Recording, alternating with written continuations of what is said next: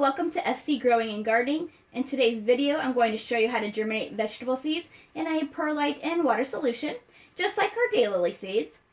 Today you will need a water bottle, 16-20 ounce, or a spray bottle. I recommend a spray bottle. Hydrogen peroxide, perlite, which you can basically buy anywhere. Sandwich bags, stapler, marker, and labels. First, I would like to show you how I make my water solution. Now, I'm going to use a 32 ounce spray bottle.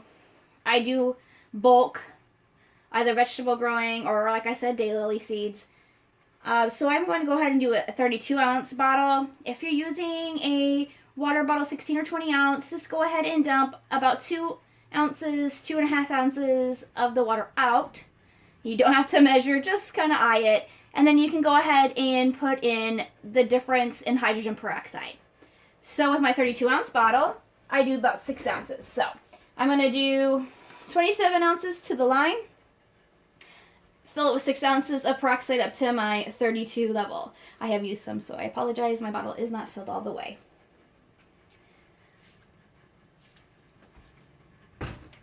Seed-wise, when I do vegetable seeds in a perlite solution, I make sure it's a little bit of a harder seed or a seed that they went ahead and put the coating on. If it's a little tiny flaky seed, kind of like a lettuce seed, it tends to mold. It will work, but it will mold. So I tend to try to use something like this. It's got the coating on it. Or you can go ahead and go with like peas, which are nice and big. Watermelon seeds, cantaloupe seeds. Those types of seeds are easier to germinate in perlite. So I already have a few done. These are my spinach seeds. I'm like, you can't even see them. There they are. They're in there. So this is my about 1 inch of perlite. I went ahead and put about 16 sprays of water solution. And I don't write on my baggies, which you can. You can write on your bag. I use a little label. I don't get very fancy.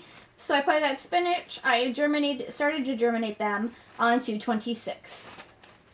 See with my peas, again, I put about 1 inch of perlite in. Put my 16 sprays. You may need more than 16 sprays. It just depends on your perlite. You just want your perlite to be nice and damp. You do not want to see any excess water in a corner. So go ahead and tip it. If you think you put too much, it's okay. You could just tip your bag and pour out that little excess part out. You just want it to be damp. Again, I labeled it peas and put the date. So let's go ahead and do a few. And I'm a little recycler, that's why I use the labels. You can go ahead and directly write on your bag if you'd like. So again, I use sandwich bags only because you're going to grow a little bit longer in the bag than a daylily seed would. Daylily seeds, I put in snack size bags. So I go ahead and let them grow. They can be 3, 4, maybe 5 inches tall. So they have plenty of room to grow before I plant them outside because I live in north central Ohio. And as today it's 60 degrees out and it's the end of February when we're normally a little bit chillier than this. And you never know, we might get snow in April. So I always make sure that my seeds have enough room. Or again, if you have a greenhouse, you can go ahead and put them in your greenhouse in the soil once they get a little bit taller. So go ahead and grab some perlite. I buy it in bulk, so I already put in a little couple containers for myself. And if you notice, it's got a powdery dust that comes out. Try not to inhale that. It is not good for your lungs. It won't hurt you. It's just going to make you cough a little bit. And then about 1 inch, take your water solution. Go ahead and spray about 16 times. 16. And then you're going to go ahead and mix it up. And I do have debris inside my perlite. I recycle my perlite. So it gets dirt and leaves and all kinds of stuff in it. Alright. Feels nice and damp. I'm going to go ahead and pick a seed.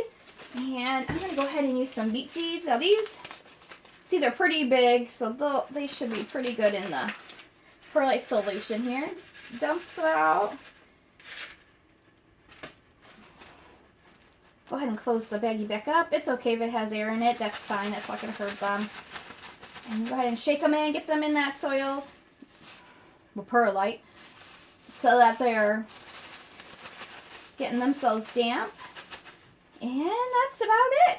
So now you can either, again, write on the baggie, these are beets, I did them today.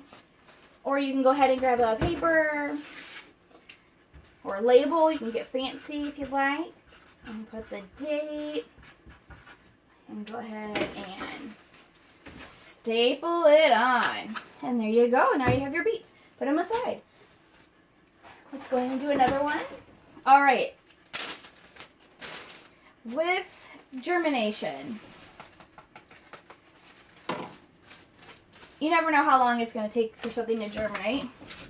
It could germinate within 3 to 5 days. It could be 7 to 14 days. It just depends on the seed and the environment that it's actually growing in.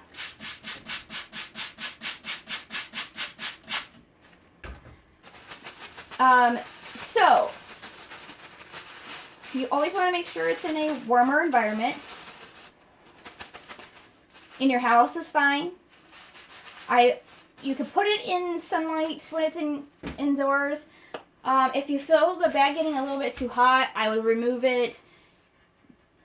When you have them in bags, it tends to, if you've ever even cooked anything in a baggie, you know that it tends to get a little hot. When they get a little hot, they won't germinate. They don't like being hot and they don't like being too cold. So you always got to find the happy in between.